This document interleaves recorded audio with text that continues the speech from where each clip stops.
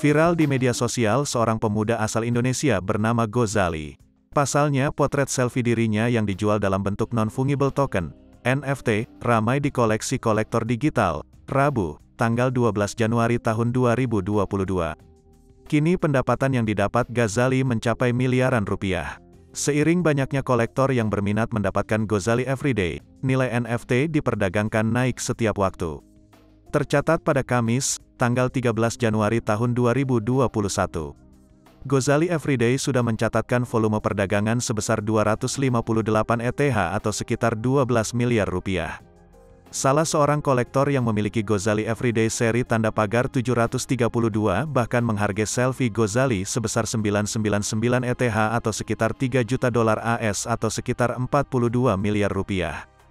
Gozali, 22, menjual foto selfie dirinya melalui platform jual beli NFT, OpenSea. Platform tersebut memungkinkan jual beli NFT antar penyedia dan kolektor dengan mata uang kripto Ethereum, ETH. NFT yang dinamakan Gozali Everyday berisi kumpulan foto Gozali sejak berusia 18 tahun hingga 22 tahun yang bisa dikoleksi siapapun. Ini benar-benar gambar saya di depan komputer hari demi hari, tulis Gozali dalam laman OpenSea miliknya.